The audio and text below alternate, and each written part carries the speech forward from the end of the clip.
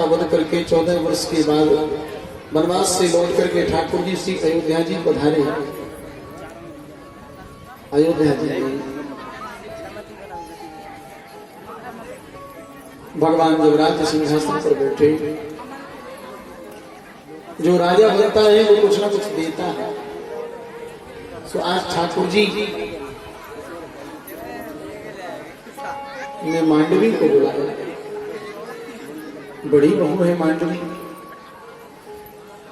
मांडवी जी से भगवान ने कहा कि मांडवी, मैं 14 वर्ष वनवास से लौट करके आया हूं, आज राजा बना हूं, मेरी इच्छा है, मेरी प्रसन्नता के लिए तो कुछ मांग ले।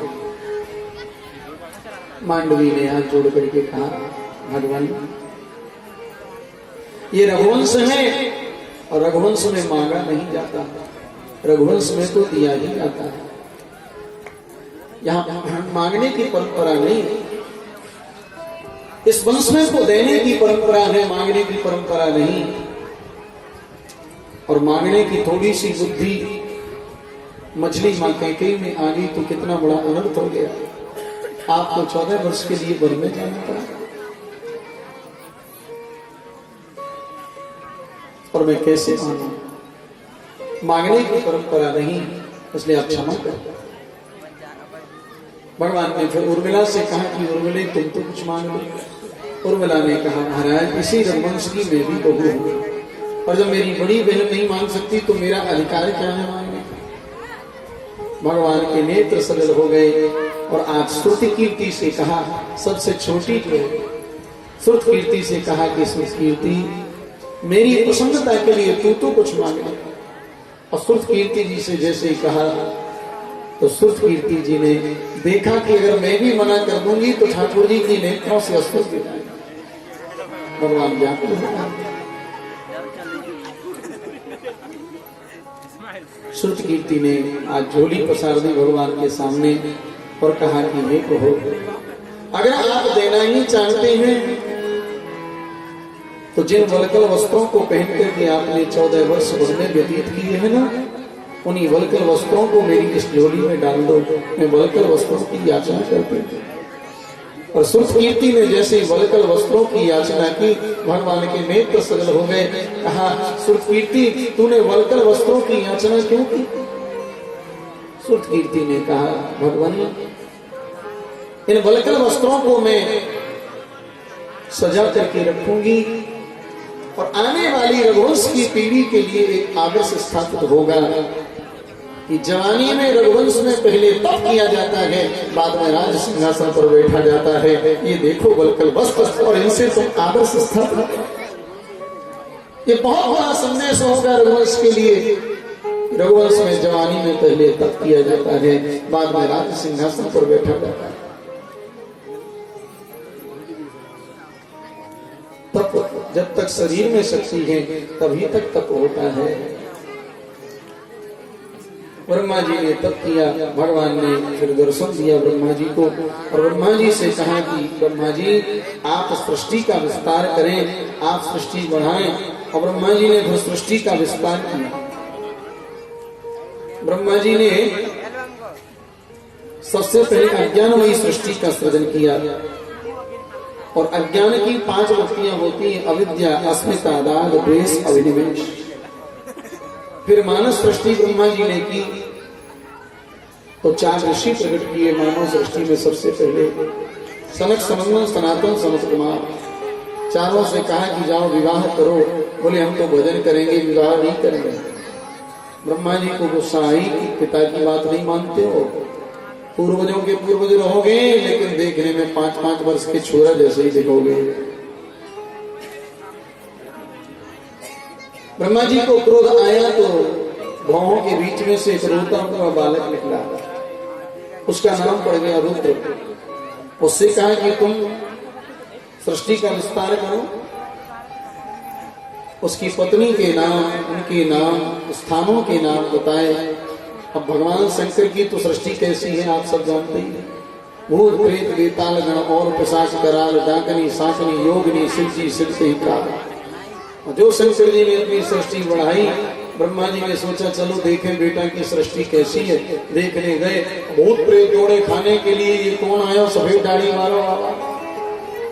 बोले बेटा बंद करो इस सृष्टि को, ये तो हमको ही खा जाएगा। सृष्टि को बंद किया। ब्रह्मा जी ने फिर 10 ऋषि प्रकट किए।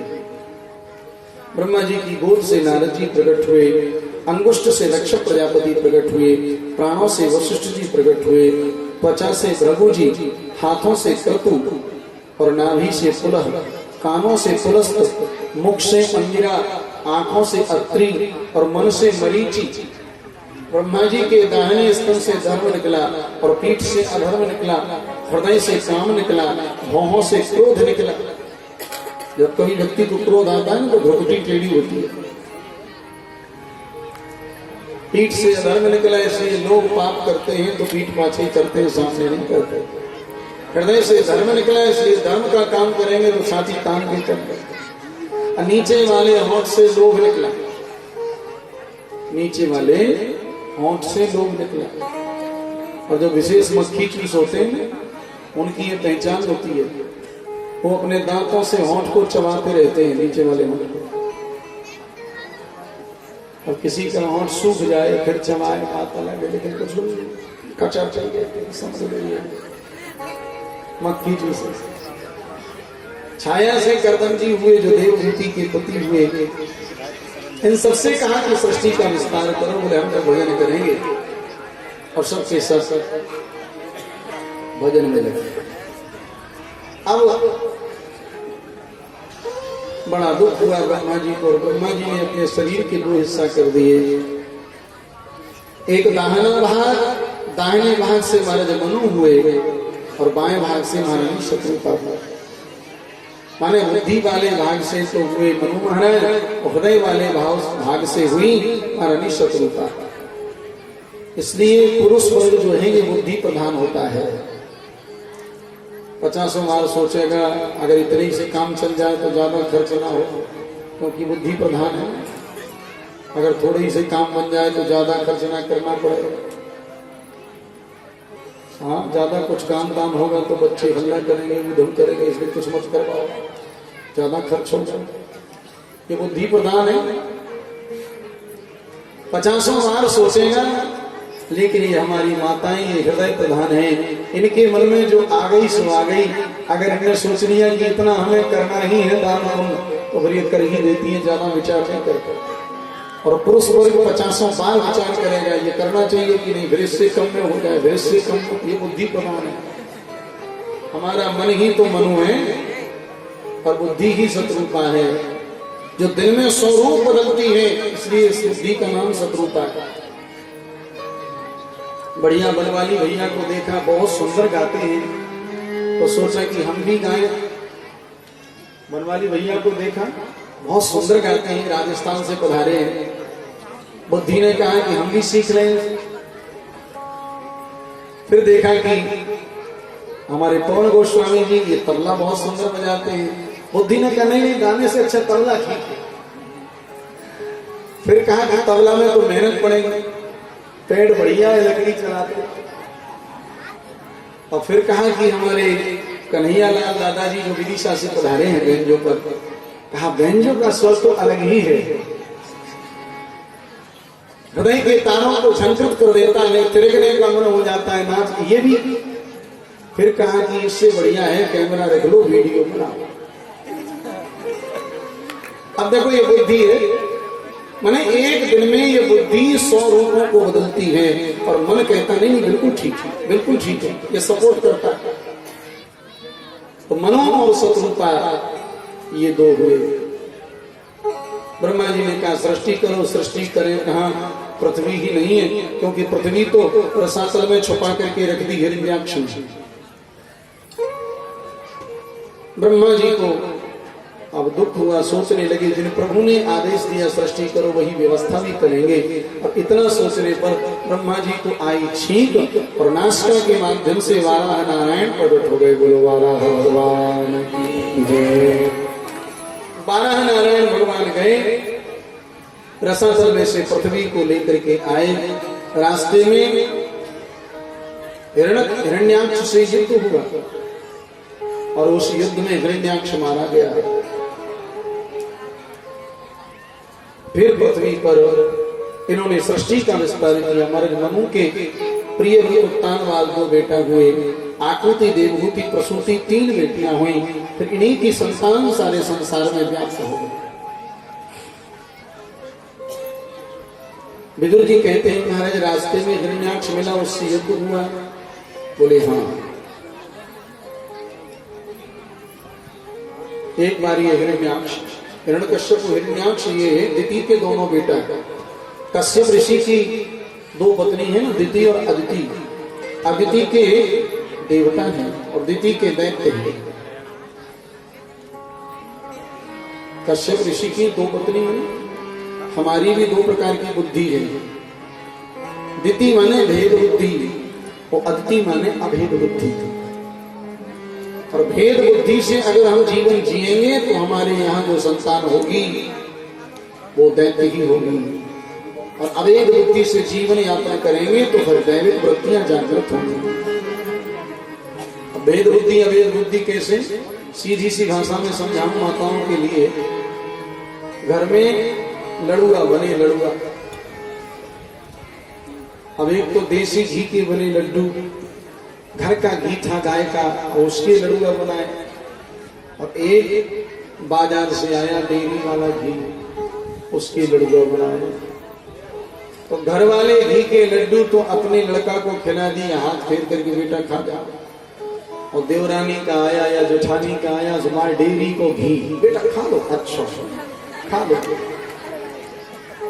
यही है भेद बुद्धि। और ये भेद बुद्धि जहां रहेगी, फिर भले ही देसी गाय के घी का लड्डू अपने लड़के को हाथ फेर के खवाओ, तो सिवा लात के कुछ नहीं लगाएगा, वो लात ही लगाएगा बुढ़ापे। और जैसे हमारा है वैसे हमारी देवरानी जेठानी का है, बल्कि अपने बच्चे से अधिक दूसरों के बच्चों पर प्रेम करना, कोई भेद नहीं है। हमने अपने में और पराये में ऐसी भावना जिसकी रहती है, उसके यहाँ जो बालक होगा या जो मन में वृत्तियां जागृत होनी, वो देवताओं की होंगी, दैत्यों की नहीं। वहां दैविक वृत्ति जागृत होती। यही तो है कथाओं का सार हमारे लिए। कथाएं तो अनंत हैं, पूरा जीवन निकल जाता है, कथाएं पूरी नहीं होती, लेकिन कथाओं का सार तो हिरण्याक्ष को मारा। हिरण्याक्ष लोभ का प्रतीक है। देखो 3 प्रकार के खल होते हैं। तात प्रबल अति 3 खल, काम क्रोध और लोभ, और मुनि विज्ञान धाम हो करे निवेश मोक्षो। 3 महाखल हैं।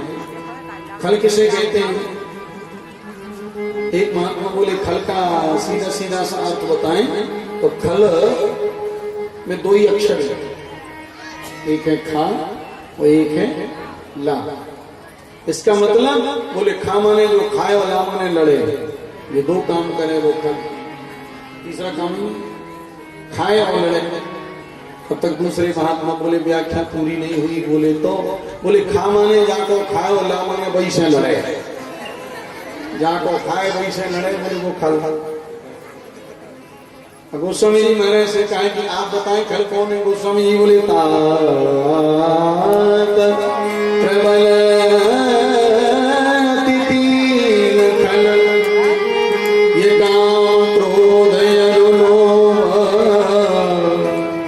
मुनि विज्ञान धाम मोह, करहिन विषय छो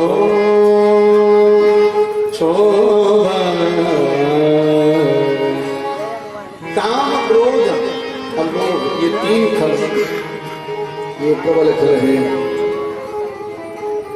हमारे शरीर से ही इनको भोजन मिलता है और हमारे शरीर को नष्ट करने के लिए लगे रहते हैं कि नहीं? काम क्रोध और लोभ। काम का स्वरूप कौन?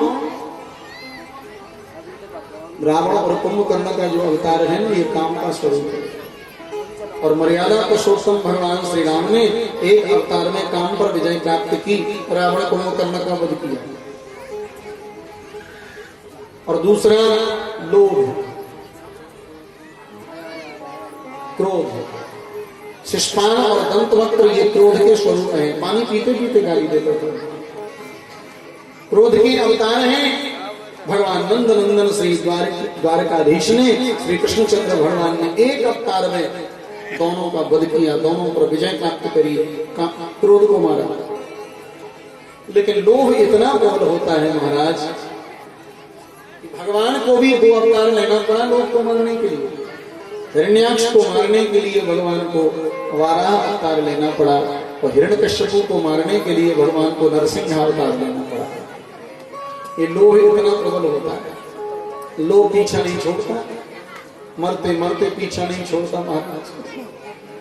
अब बुढ़ापे में काम जैसा कुछ रहता नहीं, इंद्रियों में शक्ति नहीं। अब क्रोध भी करें तो किस पे करें, लेकिन लोभ तो परे ही परे, इतना खर्च कर जाए।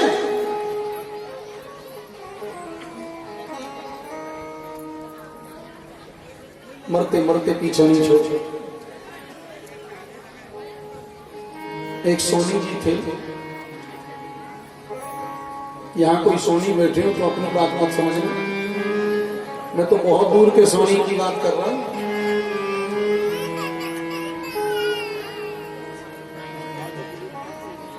उनका अंतिम समय आया, बहुत तेज बुखार था, बुखार के कारण बड़े बेचैन थे। लड़कों ने डॉक्टर को बुलाया और डॉक्टर ने कहा इन्हें तो 110 बुखार नाप रहा था। डॉक्टर बुखार नाप रहा था कि 110 है, और उस सोनी जी के कान में आवाज पड़ गई कि 110 भाव हो गया। मैंने तो